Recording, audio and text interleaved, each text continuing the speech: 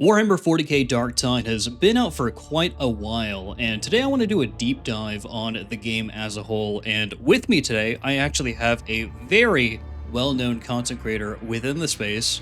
Would you like to introduce yourself? Yeah, hey, what's up, sloppers? It's me, Mr. E here. A lot of you probably know me from my build content or my analytical content about Darktide. Been at it for about a year, and I think I'm one of the bigger people in the space. Thanks for having me, Jeff. Absolutely. So what is your whole YouTube shtick about, other than just builds and Darktide? What is your channel's focus and goal and everything?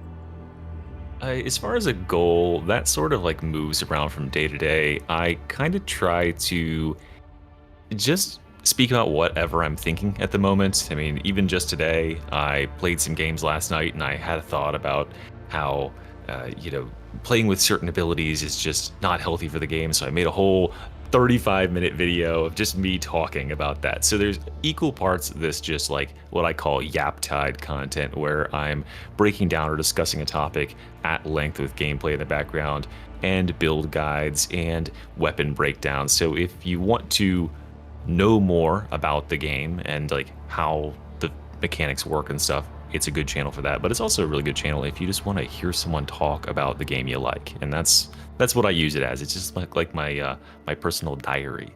I think there's actually a lot of value in that. Just listening to someone, especially who's informed about a subject, talk about that subject. I think that that's something that you would generally label as slop. I don't think it's slop. I think that it's inherently valuable. But how did you get into Darktide in the first place? Well, I was introduced to Darktide because, well, let's take it all the way back. I played Vermintide 1, and that was my introduction to Fat Shark games, as I think probably was for a lot of people. The way that I found out about Vermintide 1 was from a little channel called Total Biscuit, who Oh, RIP, Total Biscuit. back in the day, he did a WTF Is, which was a review series, and he highlighted Vermintide 1, which was not yet out, and I saw that it was like Left 4 Dead with this fantasy element to it, and then I saw that you rolled dice depending on what you like did in the level in order to get your fat loot, and I was like, hell Yeah, yeah. yeah. Because I've always been about like loot in games and stuff. So that was very enticing to me. And obviously, there wasn't a very long turnaround between that and Vermintide 2. And then Darktide came out, and that was just the natural next step. And it took me a long time to actually make any content for Darktide. I've played it since pre-release, but yeah, it's definitely been a pretty satisfying 2,500 hours. Heck yeah, dude. And yeah, I feel like that's completely different from how I got into the game, and I think that everybody is going to have their own backstory here. But I'm just a super hardcore Warhammer fan, and so whenever I see a video game that is Warhammer, look at the trailer, look at some coverage of it. When it comes to Vermintide, I didn't even play the original Vermintide until I had played Vermintide 2, and I got into Vermintide 2 because of JTC Live. Freaking love that guy. Love his channel, love his videos. Freaking Yeah. awesome dude. And then, of course, Darktide came out. I was super excited. Got into it with my brother. And just like you, I didn't really start covering Darktide or any content in general pretty much until I decided that I just wanted to talk about Warhammer and the things that I'm passionate about with an audience and with other people. And I've met so many cool people in this space just doing this. So I think that's kind of become my primary motivation at this point is hanging out with my friends and having good discussions with people. Yeah, that's something that I didn't really anticipate going in. I was just really bored, like, about I know, 14 right? months ago or so. Yep. And I believe it was like peak summer hiatus for Fat Shark, and there was nothing else to do. And no other games were clicking for me, and I was like, shit, I'm just gonna record some gameplay and upload that. And then I recorded one and was like, oh, I'll just talk about the build that I'm running and why I think it's good.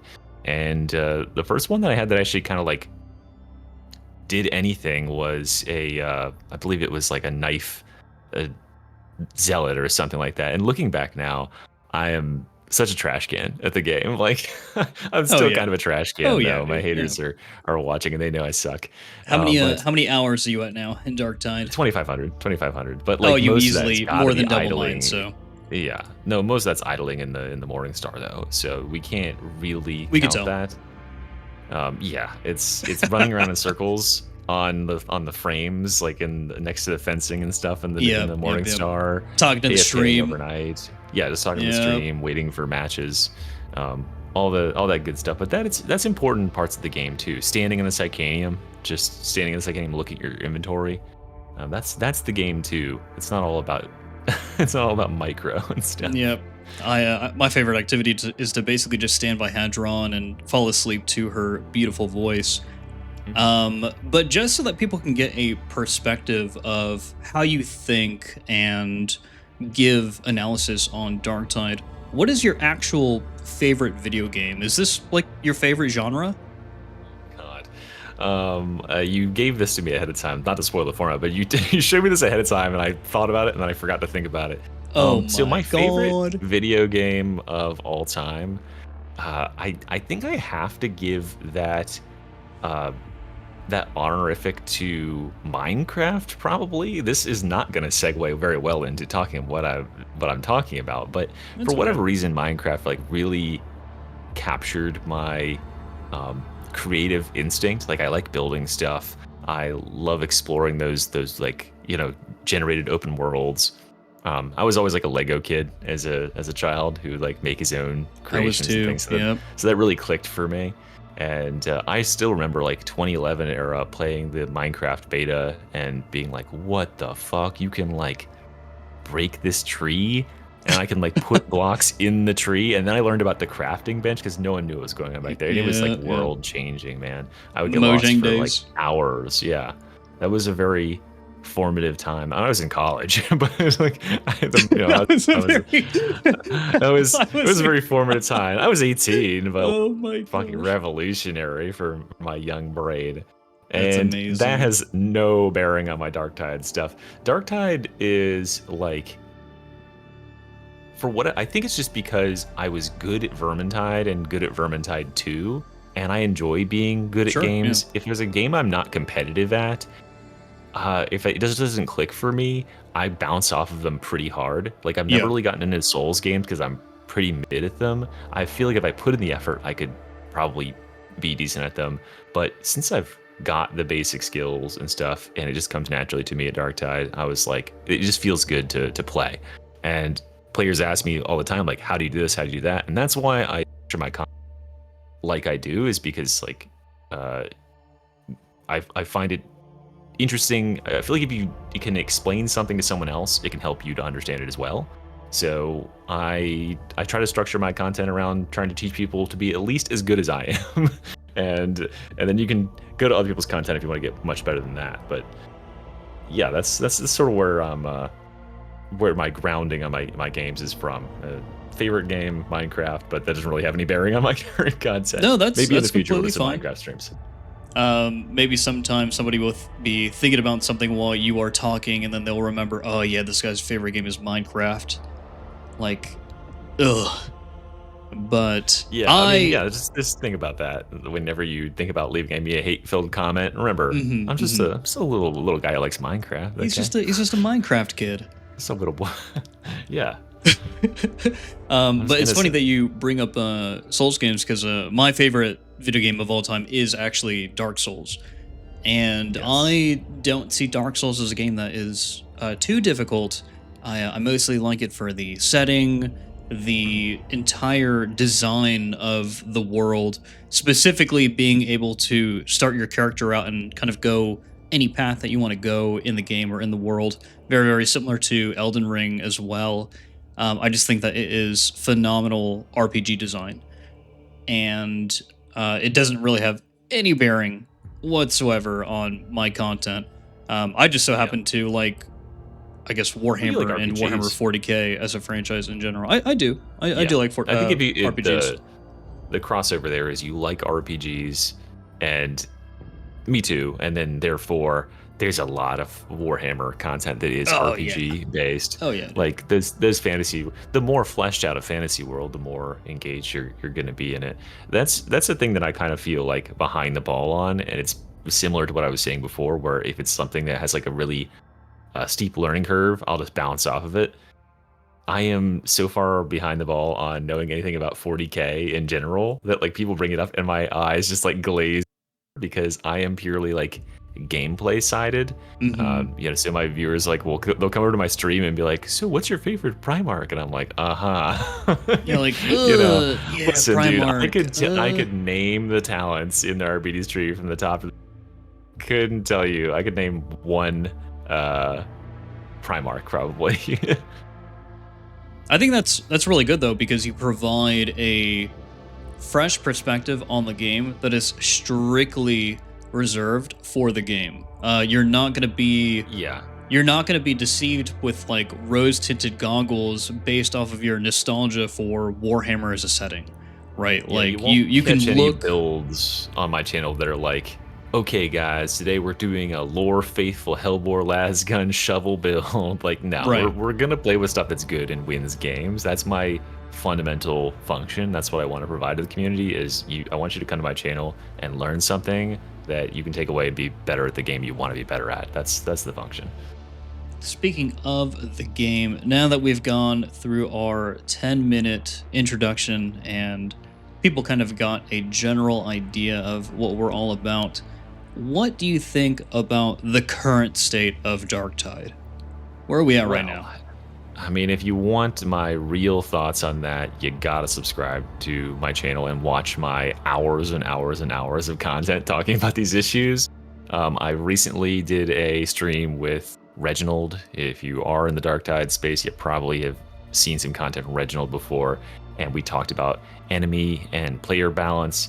I think we are in uh, an era of much upheaval. I think there is a metamorphosis coming for Darktide. I think about a year ago was when the final 1.0 of the game launched, in my opinion, when we finally got the crafting update launched. Sure, And yeah. from then, that was like we were playing catch up. We were playing put out the fires to get to that point. And then from then, we've only added more content and more content. And we've seen the players grow in power and grow in skill. And now there's new classes that are very powerful, and classes that are getting reworked are very powerful. And I think that if we're continuing down this trend, what we're going to see is we're going to see a big shakeup in the enemies and the dynamics between us and the enemies. We have to, because right now I'm certain that many players, if you play Darktide, you're aware that the two most recently reworked classes are absurdly strong. And if you play Psyker, you probably feel really kind of pooped on most times. You can get killed in Oh like yeah, 2 hits, absolutely. and Yep. Ogren's out here who can just like tank the world to his face. So if we're going down that path, which I believe that we are, I think we're looking forward to seeing reworks. Maybe we'll get like one every quarter for until like midway through next year, or who knows, maybe hopefully even sooner than that, because the sooner these classes are all patched up and made more relevant, the better. But then we need enemies to go with it, because the enemies are still playing Yeah. Darktide 1.0, and that's probably my biggest critique of the game. Is that just I know a lot of people will say that like, oh, just use the less powerful things if you don't want to, but that's not really how I play games. Like I like to use things that are good, and when things just suck, I'm not gonna like force myself to use them or play with them. So Mm-hmm. I really, really hope that we're going towards that era of like, okay, we're gonna bring up all these low weapons and tweak some of the really, really high performing ones, and then get the classes in the same, because that just gives players more options. Like it gives Yeah. players more options, more fun things to bring in, and that's what I really want, is more diversity in how to play the game, because it keeps it fresh.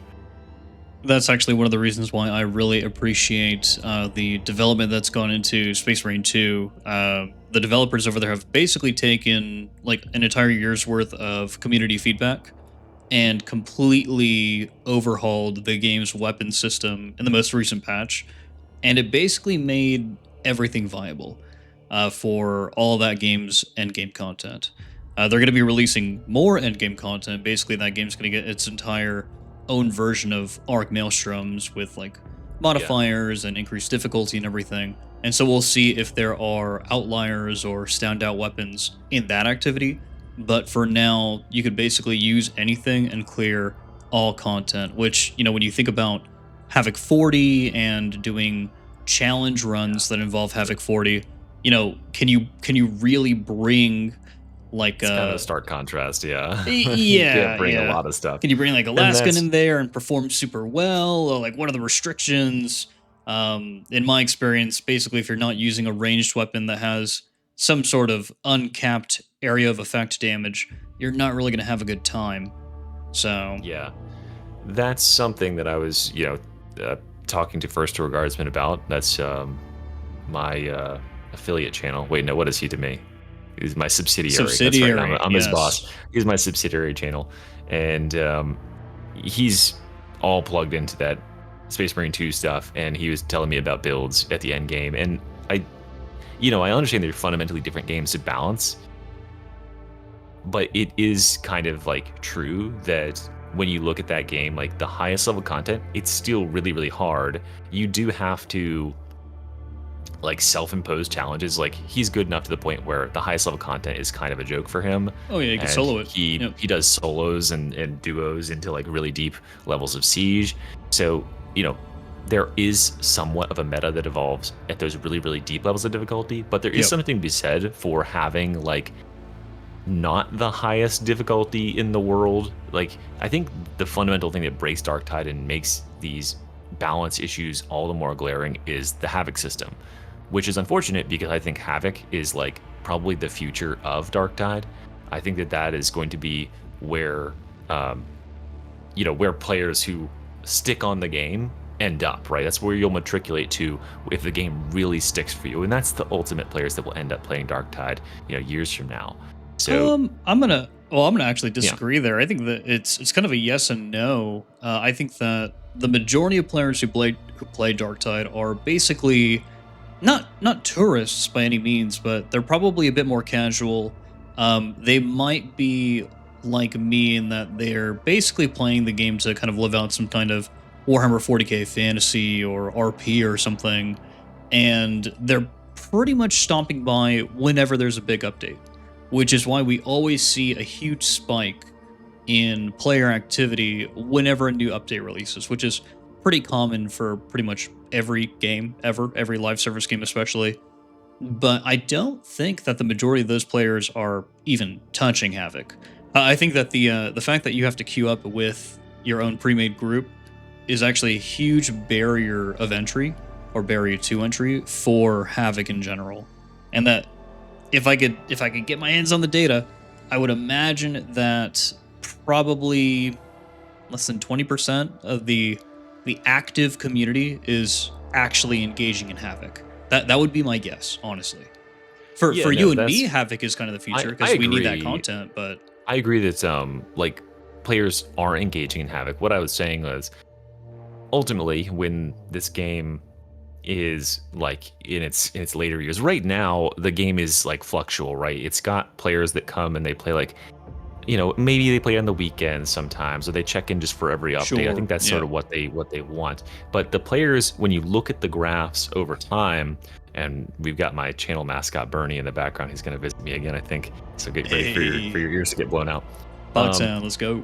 those players that play over time and play for long periods of time, those ones who are gonna buy the microtransactions, who are going to be who are going to stick with the game and make this their main The game, they're whales. going to end up the whales. I mean, not all whales are high skill players, but the players who really invest in the game and stay with it for a long time, those are the players who will end up eventually going to Havoc. And so I'd like to see more balance there. But when we look at Auric Maelstrom, like Auric difficulty, I think the game is relatively well balanced there, or not balanced there, but everything can function there more or less. And I in one hand am really nostalgic for that era where that was the standard of play, and you could Yeah, basically play with anything you wanted and have a good time and just roll over the content. But then again, if they hadn't introduced Havoc, I think I would have lost my mind by now, because we're at the level where players are so skilled individually, and there's classes that are so powerful that it trivializes that content. So that's why I'm saying I hope that the next step, the next phase in Darktide's lifespan is to really make that content back to being more engaging somehow. Yeah, I think that what Fatshark is probably looking for in terms of their balance is pretty much just they want to see bell curves in everything. And when it came to like Vermintide 2, that game had some pretty ideal balance with modded difficulty for anybody who was looking for a real challenge. But I think that where the majority of the people lied on the bell curve in Vermintide 2 was actually probably legend difficulty. Legend. Legend champion. You can look at it today and you can go in, because there's still pickup games. You go into the lobby browser, there's still people playing like veteran and stuff, right? Oh yeah, absolutely. Especially with players, Chaos Waste and stuff. Yeah, players. Yeah. Not all players love a start challenge, but the fact that there is a dedicated set of players who want those higher difficulties, including modded difficulties, it really speaks to like those players are invested, and those invested players are, those are players that are going to buy every single microtransaction in your store too. So I think they should probably cater to those as well. And, I think one thing doesn't have to be like a. Oh, go ahead. Yeah. I was gonna say one thing that Havoc does really well, and you didn't really have too much of this in Vermintide 2. Maybe with Twitch mode, which Twitch mode was awesome for many reasons, but bring back Twitch mode, Fatshark. Yeah, bring back Twitch mode for Darktide. That was a good time. Top 2 priorities: Twitch mode, solo mode, apparently. But solo mode. And so Twitch mode is really great. I think that Havoc kind of fulfills that niche without having that audience engagement or interaction, because Havoc 40 can get really crazy. And so the visual stimulation, the watchability, it's just a really, really good game to watch someone else play if you happen to just be chilling and hanging out. So it definitely does a very good job of that. It's like very visually impressive when you see someone who knows what they're doing, and the game is pulling out all stops to try and murder them. To what I was saying, well, shoot, let's see if I remember what I was saying. Good luck. No, I think it's done. I think it's gone. Oh no! Back on it. Yeah, the train has left the station. We know what I was going to say. Yep. Oh well. But it wasn't important, guys. So speaking of the future, I know that both you and I are kind of on the same page. We need more enemies. We need new enemies. Gene Stealers, ? Chaos Space Marines, ? Like, all these different things can be added to the game. New classes, whatever. Everybody has heard all this stuff before. But do we get, like, a Darktide 2 in the far future? And, like, what does, like, an end of service look like for Darktide? I think that everyone... I don't think I've ever talked to anyone who actually was convinced there would be a Darktide 2. I think Darktide is a standalone product, because here's the thing: the reason that Vermintide 2 is created is because they had way more cash flow after that, and they were able to make a better, more robust game with more gameplay elements. And of course, Overwatch came out, and they needed to steal the loot boxes and the ultimates from that. So, like, Overwatch's introduction really influenced the development of Vermintide 2. But how do you take the Darktide formula and iterate on it and make it in a way that it's actually better, and release it as Darktide 2? I mean, Darktide has a lot of flaws for sure, but I can't think of anything that I would like see reason to tear this game down and build a new one, So I think that Darktide 2 is just absolutely not on the table. We know that they are working on something. I've heard from a number of sources that like they're working on something that's going to be using Unity as the engine instead of, I believe, Stingray, which is what the engine that Fatshark currently uses for its games, and it's the same engine that Helldivers uses. Coincidentally, but the odds of getting that to be Darktide 2 are like 0 to me. It's a good chance in my mind that it's Vermintide 3, but I could also see it being something else. And I have to imagine, and it's going to be something in the Warhammer universe, right? That's how it's kind of a crazy cash cow. For sure. Once you've got the license and once you're cooperating with Games Workshop, I feel like you're probably in in the fold, and they're like, okay, here, take this property and make something, and you're like, yes, sir, thank you for the cash, sir. Yeah. And then they've probably got like a good workflow with Games Workshop. You know, both you and I watched that Victor Madison interview, Yeah, so we know that they report to Games Workshop every week at this point. But I you know, was really they've surprised to hear that. Yeah, I hey, thought but that maybe it was early in the development that they were like close like that. mhm. Um, but no, to hear that it has maintained over all these years, it's kind of impressive, like how well impressive in like kind of a bad way, how Yeah, like yeah. closely Games Workshop wants to monitor these properties. Like, I guess they do I run could the see risk with why like though, people because getting wild with it, right? yeah. So I don't know if you kind of keep in touch with video game news, but Riot tried to do the same thing with the League IP not too long ago, where they kind of like gave it out and let a bunch of other Yeah, the studios different run with devs. it, and it didn't really end too well for them.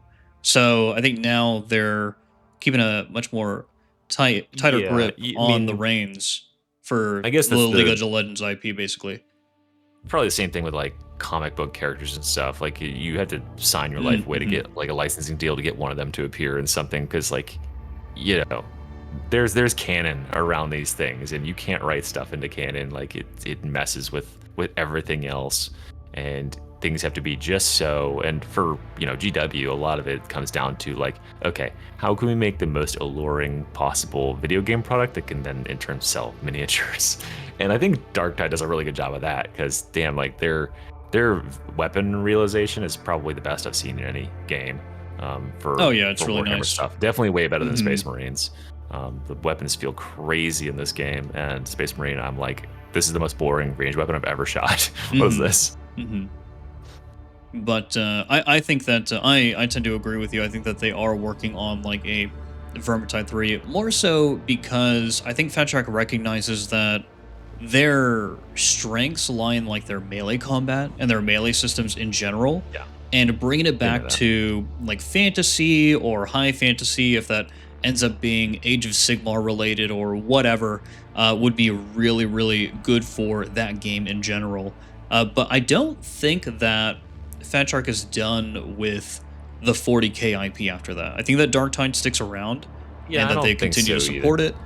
And I think that they probably look into doing some kind of Space Marine type game themselves, especially if Space Marine People would 3 isn't going to be cringe. embracing first person.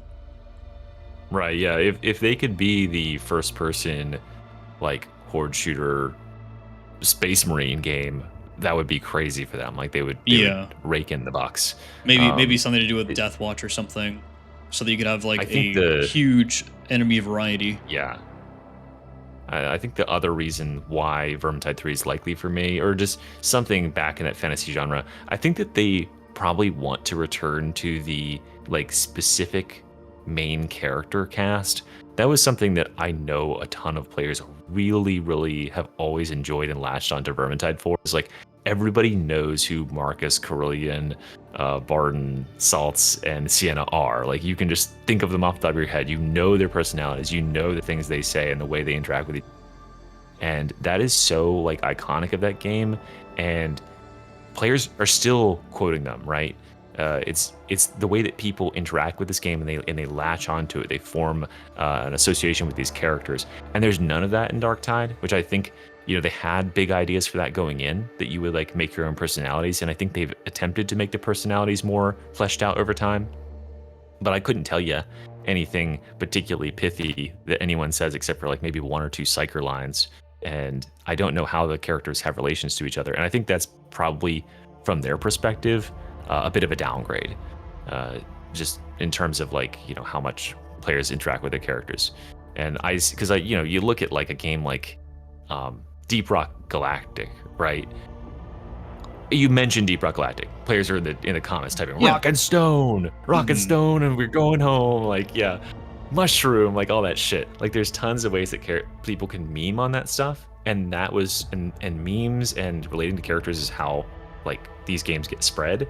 Yeah. And I think that Vermintide had that, and they moved away from that. And if I were them, I would definitely be trying to go back, because I mean, you got a thing that really, really works there that people Hmm. like.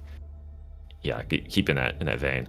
Honestly, I think the because Helldivers 2 does a very good job without having a named protagonist or anything. They do a Right. very good job of creating basically what is effectively memes and memorable character moments without Mhm. having a Marcus Kruber or a Barden or Saltspire. It could definitely be done. I think that for Darktide, we kind of just have, and this is going to be really crazy. I might get flamed for saying this, but having the multiple personalities is cool from a role playing perspective and being able to kind of choose your own voice and the attitude of your character and their morals and all that stuff. But for the most part, if they wanted to create more powerful character moments, they could have just made the veteran. The veteran, yeah. It dilutes Yeah. the pool of potential, like, cool things you can have the character say because 'cause you're like, Hmm. "Oh, like, this guy needs to have, like, 3 different attitudes," but if you really were able to dig down on one attitude, I'm certain you'd find some gold down there that you can mine where players would really, really align themselves with that veteran, Exactly. attitude. And, the same thing applies to Deep Rock as well, where it doesn't Hmm. have named characters, but you're like, "Okay, these are the dwarves. They say This is what they we're say. we're going to be rich." Like they say these things, right? If there Hmm. was more of those lines, maybe like the fact that Darktide has so many voice lines acts as against it too.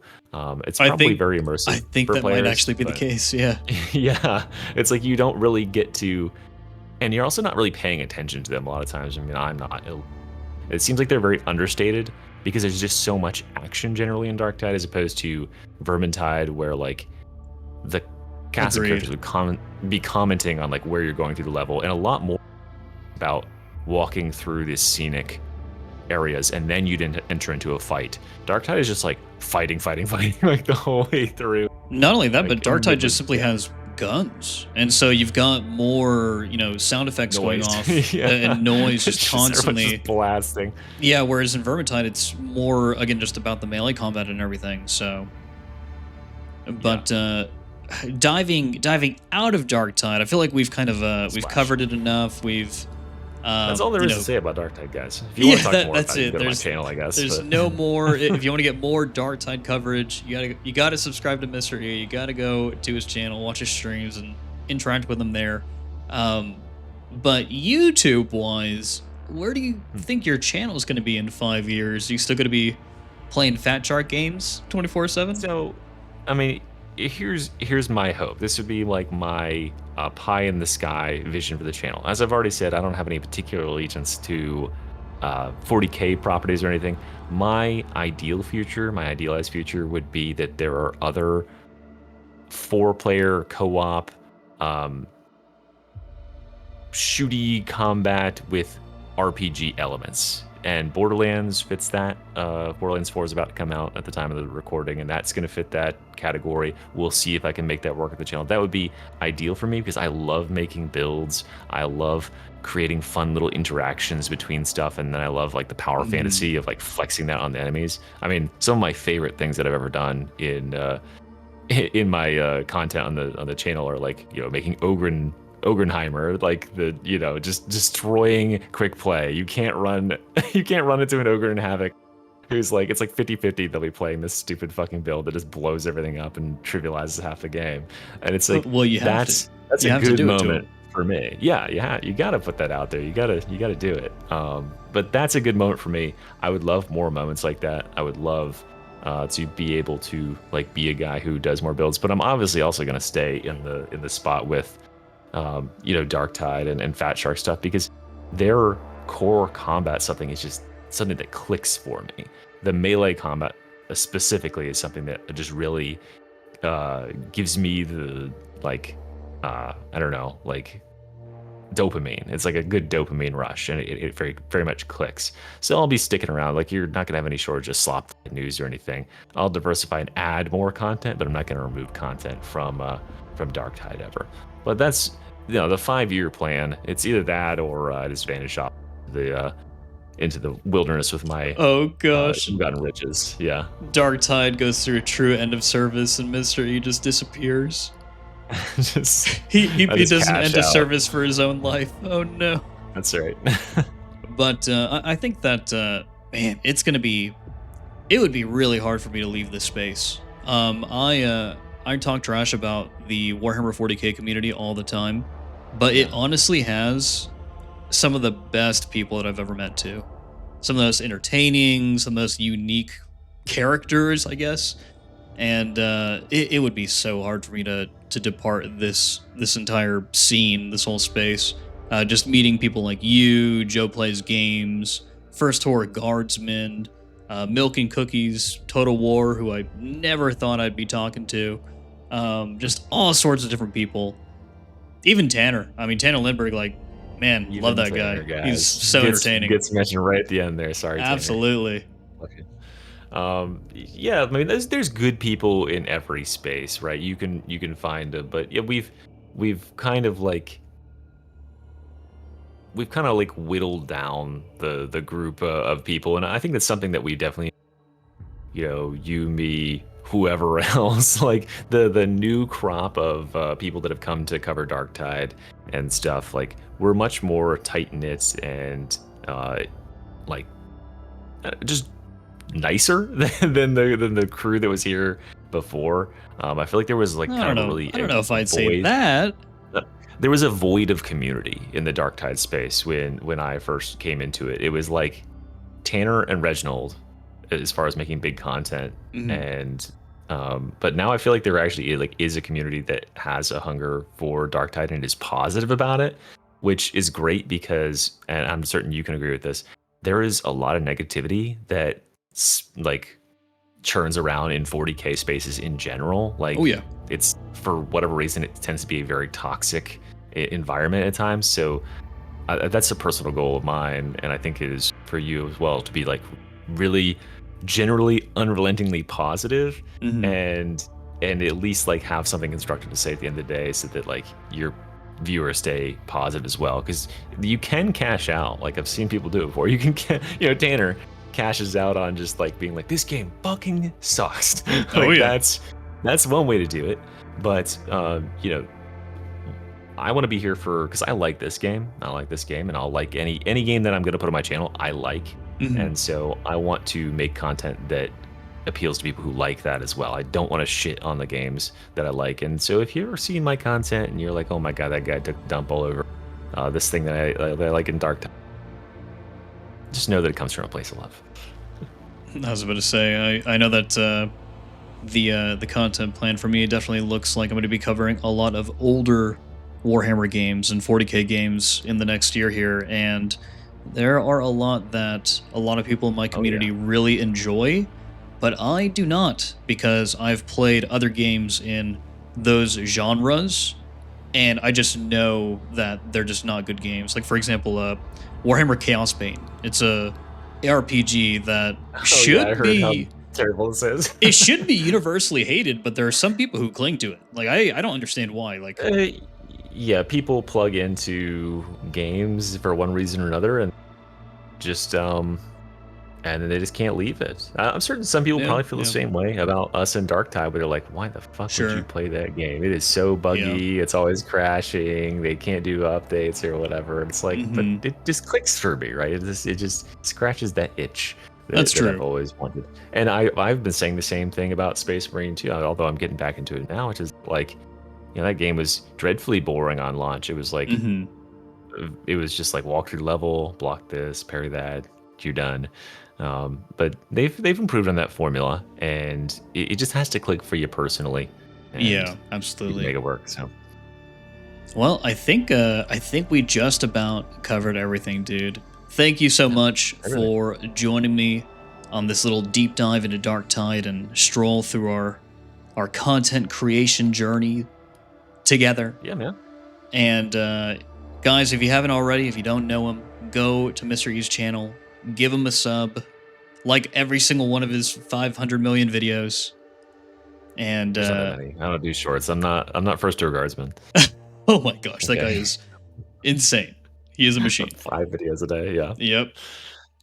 But thanks for joining us, guys, and you have a great night. All right. Bye, guys.